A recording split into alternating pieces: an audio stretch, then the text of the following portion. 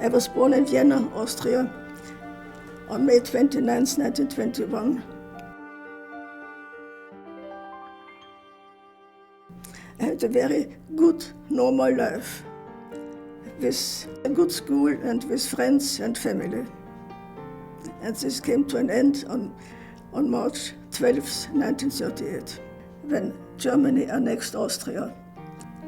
Then comes the Yellow Star. From then on, life was not possible. There was nothing to eat, very little. And in the evening, sometimes we had to drink water just to fill our stomachs. So our resistance was very low. As the Nazis began rounding up Jews, Hedy's mother arranged for Hedy to have her appendix taken out, an operation that she did not medically need, but that would buy time to find Hedy a hiding place. To remove my appendix had really the purpose to save 2.5 weeks of my life, as my time in the hospital was limited. My mother was able to find a hiding place in the hospital that was run by the nuns of the Sacred Heart. But there was one condition: I had to have a false identification card.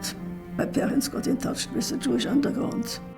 Overnight, Hedwig Springer assumed the identity of Helene Sperlé, a name she would live by for the next 2.5 years.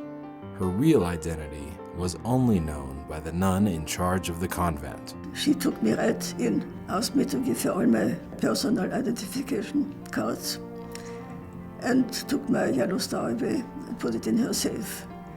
As the war dragged on, Hedy worked alongside the nurses and nuns, caring for the sick and wounded. The nun that was in charge was extremely kind and very nice and explained to me what to do. And the patients liked me. I was doing good work. I always wanted to be a nurse, but this was very different under different circumstances. One day I started work very early, and I saw that we were surrounded by Germans. And the head nurse took me where the nuns lived, gave me a nun's habit, a black veil and a prayer book, and told me that I should sit with my head bent and read. The Germans searched for Jews or for Allies who were in hiding. You never knew who was coming in, and you never knew who would maybe recognize me or look at me. It was a terrible time every day. I was afraid to dream and to say something in my sleep, to say something that could say who is my real identity. You cannot explain fear, this is what it is, but the fear was permanent. Fear was permanent. When we knew that Brussels was liberated, and the first Allied troops came to the hospital to tell us that it was really true, it's impossible to describe the feeling of being free. Before I saw my parents, I went downtown to see the groups of people who were dancing and singing and really being so happy to be liberated. And I touched the tank just to make sure that it was real. Then it hits you, it's real. After the war, Hedy met her husband, Stanley, and soon they began a new life in America. JFCS has been part of the family since 1953 when my parents moved to the country. JFCS sponsored my parents. They provided initial housing, storage for their possessions, helped with getting green cards, Social Security. In 1979, when my dad died, my mother went to JFCS to get counseling and find a support group for widows and widowers. And I found a lot of support and met wonderful people, and we helped each other through the most difficult time in our lives. JFCS was also present with her back surgery episode in 2001, which was painful and debilitating. She went to JFCS and needed someone just to be there for her. JFCS has a program which is called Friendly Visitor. These are younger people visiting seniors at home. I met Hedy about 10 years ago. I came to JFCS interested in doing some volunteering, and the volunteer coordinator brought me to meet Hedy. We hit it off right away.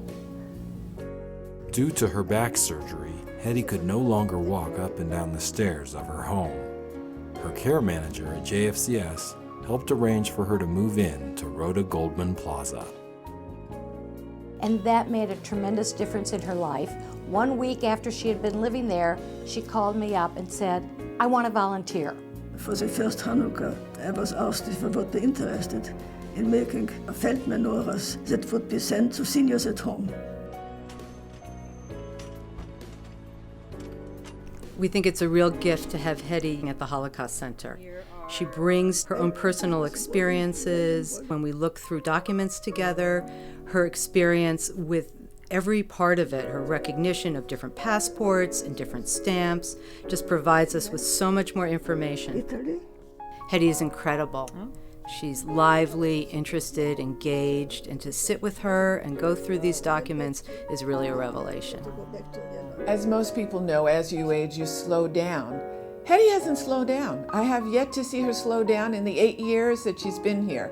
She's extraordinary in terms of her energy, and she has an herb garden here that she tends by herself in our garden on the 3rd floor. This past year, we were able to thank her by making her Volunteer of the Year at Rhoda Goldman Plaza because of all the extraordinary things she did this year, especially in getting ready for our 10th anniversary celebration. She made 1,000 origami cranes, which decorated the building during the celebration. I made them as colorful as possible to make it more attractive. Hedy also volunteered for JFCS's Next Chapter project, in which teens record the oral histories of Holocaust survivors. It is really important that we get to interface and interact with Holocaust survivors today, especially for young people like me, because there's something that happens when you do meet with a Holocaust survivor and get to know them and talk to them about their experiences. And there's not going to be that much more time that we have before we can't have those interactions anymore. The Holocaust experience will never get out of my system. It's important to talk about it, and to talk to a young person about it was very important for me, so she could learn what people went through. It's amazing how optimistic she is, how she looks forward to every day, and how she's able to motivate herself and other residents to get involved, to volunteer, to move through her life as an older adult. She's a model for all of us.